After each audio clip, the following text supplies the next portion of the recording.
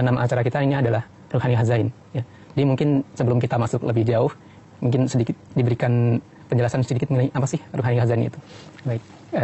Sebelum saya menjelaskan lebih jauh apa itu Ruhani Khazain, mungkin perlu ditarik sedikit ke belakang mengenai sedikit background untuk menjelaskan hal ini. Rasulullah Shallallahu Alaihi Wasallam di dalam Al-Quran Allah Subhanahu Wa Taala berfirman bahwa beliau itu diutus oleh Allah Subhanahu Wa Taala dalam surah Al-Jumu'ah. Beliau memiliki 4 misi. Di antaranya adalah yatlu alaihim ayatihi wa yuzakihim wa yu'allimuhumul kitaba wal hikmah. Yang pertama adalah membacakan ayat-ayat Allah Subhanahu Wa Taala, mensucikan orang-orang, lalu mengajarkan ilmu dan kitab ini adalah Al-Quran, dan juga mengajarkan hikmah. Lalu pada penggalan ayat selanjutnya nih di dalam surah Al-Jumu'ah ini, wa akharina minhum lama yalhaqu bihim. Di situ ada nubuatan bahwa akan diutus kembali. Nah, Rasulullah SAW ini akan diutus untuk kedua kalinya, tetapi bukan beliau sendiri yang diutus, melainkan penggenapannya sebagaimana keterangan-keterangan di dalam hadis itu tergenapi oleh Hadrat Masih Maud alaihi salatu wassalam. Nah, oleh karena itu, sebagaimana Rasulullah Shallallahu Alaihi Wasallam tadi diutus oleh Allah Taala mengemban 4 tugas tadi dalam ayat tersebut, maka Hadrat Masih Maud alaihi salatu wassalam pun sebagai penggenapan dari kedatangan kedua kali Rasulullah mengemban 4 tugas yang sama, yaitu tadi untuk membacakan ayat-ayat tanda-tanda Allah Subhanahu Wa Taala, mensucikan orang-orang, kemudian mengajarkan kitab Allah Subhanahu Wa Taala, yakni Al-Quran dan hikmah. Salah satu cara untuk mengajarkan, menyampaikan kepada orang-orang mengenai 4 hal tadi ini adalah dengan beliau begitu banyak menulis. Nah, beliau begitu banyak menulis buku-buku. Nah, saking banyaknya buku, beliau menulis sampai lebih dari 80 buku. Nah, ada 89 buku. Kemudian ke-89 buku ini dikumpulkan di dalam satu kompilasi yang diberi nama Ruhani Khazain. Jadi kalau tadi ditanya apa itu Ruhani Khazain? Ruhani Khazain itu adalah kompilasi, kumpulan dari buku-buku yang ditulis oleh Hadrat Masih Maud semasa beliau hidup, yang dalam edisi terbaru itu terdiri dari 89 buku Hadrat Masih Maud. Nah, mungkin kalau dari sisi bahasa, ruhani itu artinya ruhani, khazain itu artinya khazanah ya, kekayaan. Nah, artinya Ruhani Khazain itu adalah kekayaan ruhani. Nah, seperti itu mungkin kalau secara singkatnya apa itu Ruhani Khazain. Nah, jadi Ruhani Khazain itu adalah kekayaan ruhani yang disajikan oleh Hadrat Masih Maud alaihi salatu wassalam dalam bentuk tulisan-tulisan beliau. Artinya apa? Ini sangat-sangat penting sekali bagi kita semua. Karena apa? Di dalamnya ada kekayaan ruhani. Siapa yang ingin meraih kekayaan ruhani, ingin mendapatkan kemajuan di dalam hal ruhaninya, ya disinilah terdapat khazanahnya, kekayaan-kekayaannya. Jadi ini merupakan sesuatu yang sangat penting sekali buat kita semua. Oh, iya. Jadi mengenai buku-buku Hadrat Masih Maud alaihi salam ini juga saya pernah membaca salah satu sabda beliau. Ya. Dia menyebutkan bahwa warga jemaat gitu, yang tidak membaca buku beliau sekurang-kurangnya 3 kali, maka di dalam dirinya terdapat ketakaburan. Ya. Mungkin bisa dijelaskan lebih lanjut maksudnya seperti apa? Ya, jadi memang betul Hadrat Masih Maud menyampaikan siapa yang tidak membaca sekurang-kurangnya 3 kali, maka di dalam dirinya terdapat unsur takabur lah gitu, seperti itu ya. Kenapa? Bagaimana kaitannya sebenarnya? Jadi sebagaimana tadi disebutkan, Hadrat Masih Maud telah memberikan kepada kita sebuah khazanah kekayaan untuk kemajuan rohani kita, kemajuan akhlak kita, yaitu di dalam buku-buku beliau ini. Oleh karena itu beliau mengatakan dalam sebuah syair, wo khazain jo hazarong salse mad punte ab me detahu agar koi mile umidwar. Jadi beliau menawarkan kepada kita semua di situ kan. Jadi beliau menyampaikan, jadi khazanah, kekayaan yang sudah ribuan tahun terpendam, ab me detahu kata beliau. Sekarang aku memberikannya agar koi mile umidwar. Jadi siapa yang mau? Dan beliau di sini menawarkan khazanah kekayaan ruhani yang tidak didapati di tempat-tempat lain. Beliau menulis tulisan-tulisan mengenai akhlak, mengenai Al-Quran, keindahan Al-Quran Rasulullah SAW. Ini semua adalah kekayaan yang tidak kita jumpai di tempat-tempat lain. Beliau menawarkan kepada kita, silakan ambil kekayaan ini. Nah, lalu kita yang ditawari oleh beliau kekayaan ini tidak memperdulikan atau tidak menoleh ke arah itu, tidak membacanya.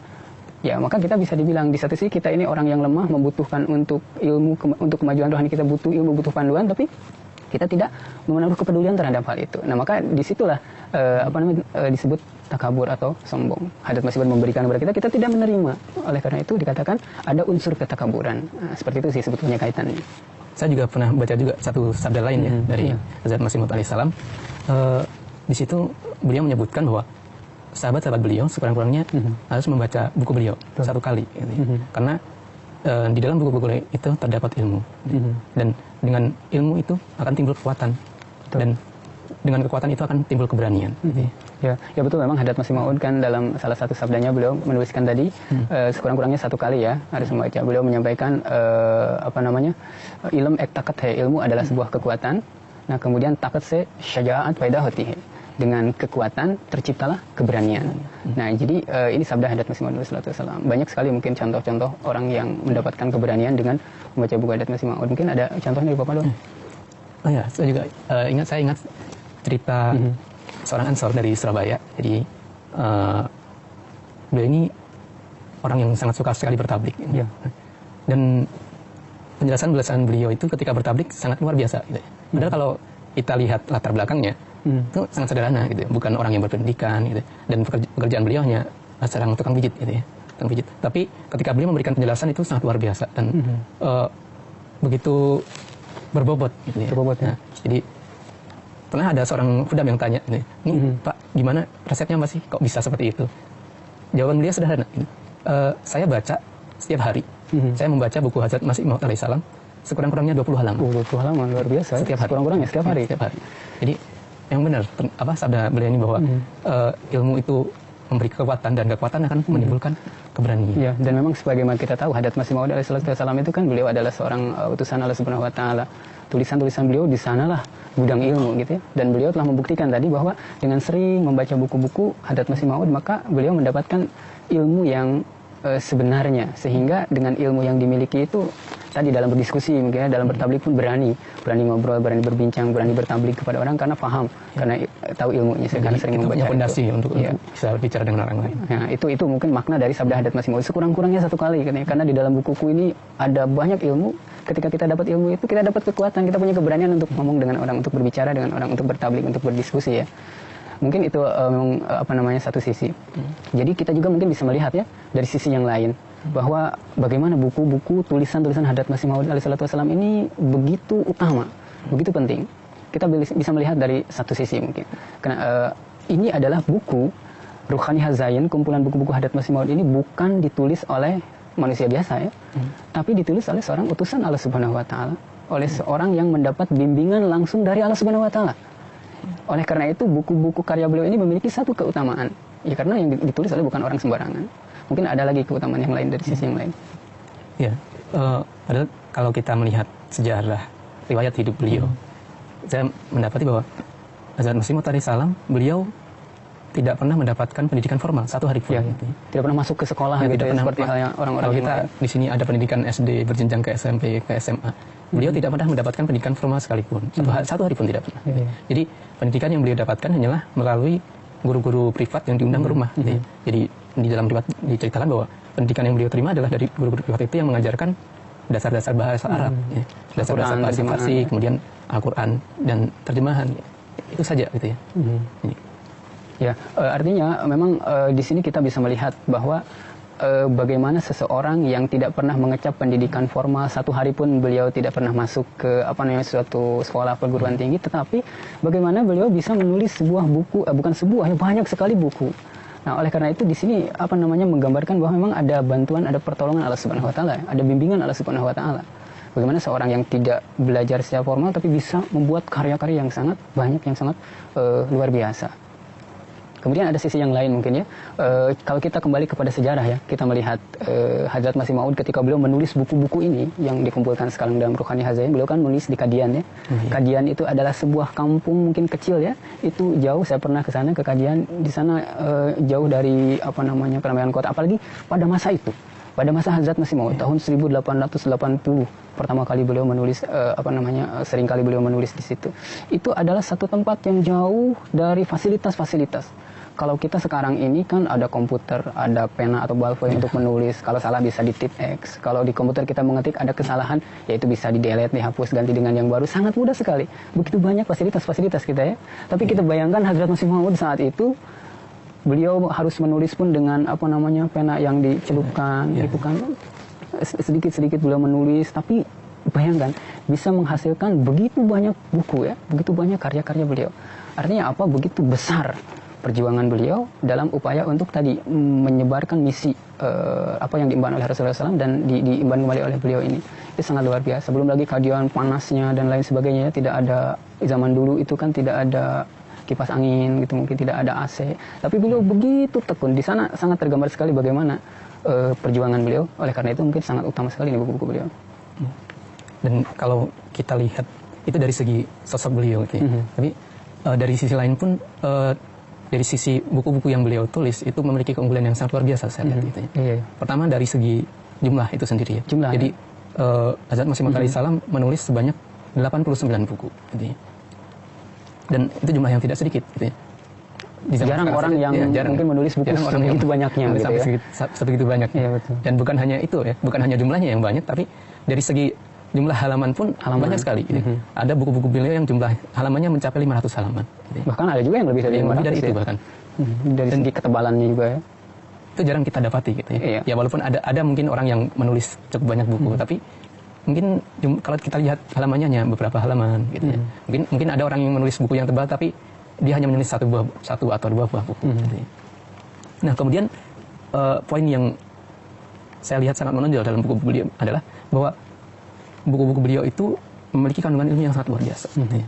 Jadi isinya ya dari segi konten. Dari segi kontennya sangat luar biasa. Gitu. Beliau kalau kita lihat buku-buku umum kan banyak yang isinya hanya menggambarkan ya masalah sehari-hari, ya, mungkin masalah peternakan atau masalah yang sepele gitu ya. Tetapi buku-buku beliau memiliki kandungan ilmu yang sangat berbobot. Gitu ya. Dalamnya beliau menjelaskan mengenai keunggulan Al-Quran, gitu ya. Kebenaran Al-Quran, keunggulan kemuliaan Rasulullah SAW, kemudian mengenai kebenaran agama Islam. Dan beliau menyertakan argumen-argumen yang bisa diterima oleh akal, gitu. Yang bisa diterima oleh semua agama, gitu ya. Bukan hanya diterima oleh satu kelompok atau kelompok tertentu, gitu ya. Tapi bisa diterima oleh semua orang sepanjang mereka mau berpikir, gitu ya. Itu poin yang sangat luar biasa. Artinya tiga hal ini juga semakin memperkuat bahwa buku beliau ini begitu utamanya ya. Tadi kita bisa melihat satu dari segi jumlahnya ya. Jumlah buku yang itu saya Hazrat Masih Maud itu 80 buku lebih, jarang orang yang menulis itu. Kedua dari segi halamannya ya. Halamannya pun ada yang 500, 600. Dan yang paling penting tadi yang ketiga yang dijelaskan bahwa dari sisi konten atau dari sisi isinya, bukan sehari-hari bahasan sehari-hari sangat luar biasa. Dari sisi isi itu tadi, dari sisi isi itu sendiri mengenai isi buku beliau, Hazrat Masih Maud berulang kali ya, bukan hanya satu dua kali, berulang kali beliau menuliskan tantangan. Gitu. Nah ini yang unik nih. Ini tidak kita dapati ya di dalam buku-buku yang lain. Belum pernah mendapati. Hanya khas dalam buku-buku lain orang yang menulis suatu buku kemudian memberikan tantangan ya kepada semua orang. Gitu, siapapun yang mau untuk kalau kamu bisa coba tuliskan jawabannya. Itu tadi poin yang pertama gitu, bahwa beliau memberikan tantangan kepada semua orang untuk siapa yang bisa menjawab buku saya ini. Nah bukan hanya di situ, tapi poin yang kedua adalah bahwa beliau berani ya menawarkan hadiah gitu, bagi siapa saja yang bisa menjawab buku beliau ini, beliau akan memberikan hadiah kepada mereka. Gitu. Nah, kemudian setelah itu beliau menyampaikan bahwa tidak akan ada orang yang bisa menjawab buku beliau ini. Itu kan luar biasa. Ya. Jadi setelah beliau memberikan tantangan, beliau menyatakan bahwa tidak akan ada orang yang bisa menjawabnya. Ya. Gitu. Nah, bahkan tidak sampai di situ saja. Pada akhirnya beliau menyatakan bahwa bukan hanya mereka tidak bisa menjawab, gitu ya. Bahkan Allah Ta'ala tidak akan memberikan taufik kepada mereka, tidak akan memberikan kemampuan kepada mereka untuk menulis, gitu ya, untuk menuliskan jawaban, gitu. Untuk menuliskan saja, Allah Ta'ala tidak akan memberikan taufik, gitu ya. Dan itu terbukti, gitu. Jadi kalau kita baca sejarah Hazrat Masih Maud alaihissalam, berulang kali, gitu ya, orang-orang yang menentang beliau menyatakan bahwa saya akan menuliskan jawabannya, gitu ya. Saya akan menjawab buku ini.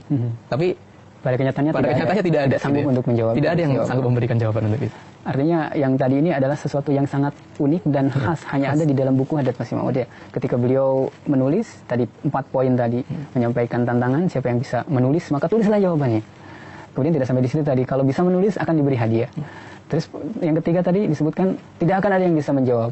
Bukan hanya tidak bisa menjawab, tetapi Allah Ta'ala tidak akan memberikan taufik kepadanya untuk menulis. Dan dalam kenyataannya setiap tantangan yang beliau sampaikan itu sampai detik ini, sampai saat ini tidak ada satu orang pun ya yang bisa menjawab tantangan dari Hazrat Masih Maud. Ini sesuatu yang sangat unik, sesuatu yang sangat berani gitu kan, sesuatu yang sangat luar biasa.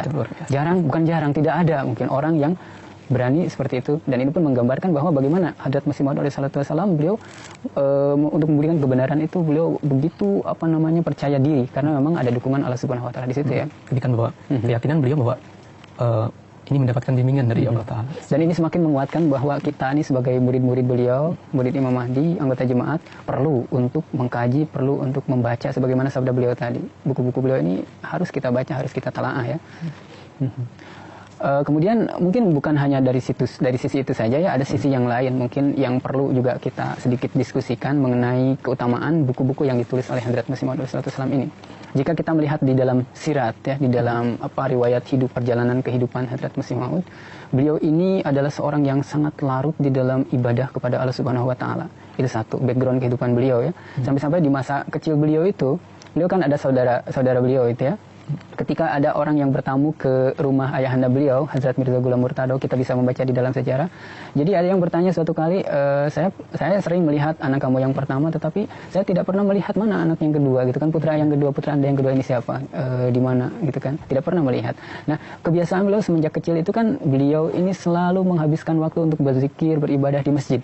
Sampai-sampai beliau mendapatkan sebuah julukan masiter, gitu ya. Masiter itu artinya orang yang selalu duduk diam di masjid. Karena memang beliau banyak menghabiskan waktu untuk beribadah, berzikir kepada Allah Subhanahu wa taala. Sampai-sampai tadi seperti itu ya. Kemudian itu satu sisi. Beliau orang yang sangat larut di dalam ibadah kepada Allah Subhanahu wa taala. Nah, sisi yang lain, ketika beliau beranjak dewasa, kan kita bisa melihat dalam sirat beliau bagaimana kecintaan beliau ya terhadap agama Islam, kecintaan terhadap kitab suci Al-Qur'an, kecintaan terhadap Rasulullah SAW ya. Sehingga kehidupan beliau ini berisi berisi cita-cita untuk membela agama Islam. Kita mungkin bisa di-highlight sedikit bagaimana kondisi agama Islam di India, di Hindustan saat itu, sehingga Hadrat Masih Maud SAW beliau memutuskan untuk membela Islam melalui apa? Melalui pena, melalui tulisan-tulisan beliau. Mungkin kalau kita melihat ke sejarah India atau Hindustan ketika itu ya, di Hindustan Islam khususnya ya, itu terdiri dari berbagai macam agama, gitu ya. Ya, betul. Berbagai macam agama ada di sana. Hindu ada, Sikh, ya, Brahma Samaj, Islam termasuk di dalamnya. Kemudian bersamaan dengan masuknya Inggris ke India, Kristen, ya. Walaupun sebelum itu Kristen sudah ada, tetapi ketika Inggris ya menguasai India, itu Kristen berkembang begitu pesat, gitu ya. Dan dengan perkembangan itu Islam mendapatkan tekanan yang sangat luar biasa, gitu ya. Karena para pendeta Kristen ini, mereka dalam menyebarkan agama Kristen, mereka berusaha menyerang agama Islam. Ya. Mereka menyerang Al-Quran, gitu ya, melemparkan berbagai tuduhan, bukan hanya Al-Quran, mereka melemparkan berbagai tuduhan kepada Rasulullah SAW. Dan itu bukan hanya, serangan itu bukan hanya dari agama Kristen, gitu ya, dari agama Hindu, dan agama-agama yang lain pun, mereka juga melancarkan serangan-serangan kepada agama Islam. Dan beliau melihat bahwa itu dari sisi luar ya, dari sisi eksternal ya, dari sisi agama-agama yang lain. Kemudian dari segi internal sendiri, beliau melihat bahwa umat Muslim di India, terutama ketika itu, terpecah ke berbagai macam golongan. Gitu ya. Dan antara satu golongan dengan golongan yang lain ini, mereka tidak bisa akur. Ya. Banyak timbul pertentangan. Dan bukan hanya itu saja, tapi juga masuk berbagai macam pemahaman yang sebenarnya tidak sesuai dengan ajaran Islam. Ajaran Al-Quran. Jadi memang saat itu tadi dari sisi eksternal ya, dari sisi agama-agama yang lain ini menyerang agama Islam, kemudian dari sisi internal sendiri ya, agama Islam terpecah. Kemudian bukan hanya terpecah, tetapi pengaruh-pengaruh pemikiran Barat ya sudah mulai masuk menjamur ke dalam pemikiran-pemikiran orang Islam di sana saat itu. Saya juga pernah membaca, jadi salah satu pemikiran yang mungkin masuk ke dalam banyak orang kalangan umat Islam saat itu adalah mengenai doa ya, doa. Jadi dikatakan bahwa doa itu bukan sesuatu yang bukan sesuatu gitu, seolah-olah doa itu tidak memiliki fungsi apa-apa gitu kan. Itu satu, karena terpengaruh oleh pemikiran dari luar ya, pemikiran Barat tusuk-tusuk. Nah kemudian yang kedua yang sangat utama lagi, bahwa umat Islam sudah menutup kemungkinan untuk turunnya wahyu. Jadi saat ini kata umat Islam bahwa Allah Subhanahu wa taala tidak lagi berbicara, tidak lagi menurunkan wahyunya. Pintu wahyu itu sudah tertutup. Jadi dua hal ini secara internal ya dalam agama Islam sendiri ya. Dan ini merupakan sebenarnya ini itu adalah sebuah senjata sebenarnya bagi umat Islam. Satu tadi doa itu merupakan sesuatu yang sangat luar biasa, tetapi keampuhan, khasiat dari doa itu sendiri sudah mulai diabaikan. Kedua, petunjuk Allah Subhanahu wa taala yang turun melalui wahyu kepada hambanya. Nah, umat Muslim sendiri telah menutup pintunya. Mereka mengatakan sudah tidak lagi Allah Subhanahu wa taala menurunkan wahyu. Nah, ini dua pemahaman yang sudah masuk ke dalam agama Islam. Dan dari situ maka Hadrat Masih Maud kemudian beliau berpikir bahwa tadi Islam dari luar sudah diserang begitu rupa, dari dalam pun tadi pemikiran-pemikiran yang tidak sesuai dengan ajaran Islam, ajaran Al-Quran sudah masuk. Maka beliau memutuskan ya untuk membela agama Islam ini dari serangan-serangan luar dan dari kelemahan-kelemahan yang timbul di dalam. Kemudian cara Hadrat Masih Maud membela agama Islam itu salah satunya adalah dengan beliau menuliskan buku-buku yang sekian banyaknya, banyak sekali pembelaan terhadap Islam. Ini juga membuktikan sebuah keutamaan ya dari buku-buku yang beliau tulis, karena beliau menulis dengan spirit tadi untuk membela agama Islam dari serangan-serangan luar dan kelemahan-kelemahan yang timbul di dalam. Jadi sebenarnya dari situ kita bisa menyimpulkan bahwa betapa buku-buku Hadrat Masih Maud alaihissalam ini begitu penting ini. Dan bahwa nasihat beliau bahwa warga jemaat ini harus membaca buku beliau itu sebenarnya memang nasihat yang sangat-sangat penting gitu, dan perlu diamalkan gitu. Ya. Ya, mudah-mudahan sih kita bisa mengamalkannya sebagai seorang warga jemaat, dan kita bisa bukan hanya membacanya tapi mengamalkan. Itu yang sangat perlu kita laksanakan. Demikianlah pemirsa, tadi diskusi kami berdua. Mudah-mudahan bisa memberikan manfaat kepada pemirsa semua. Saya Fadl Ahmad Nurdin undur diri terlebih dahulu. Assalamualaikum warahmatullahi wabarakatuh. Assalamualaikum.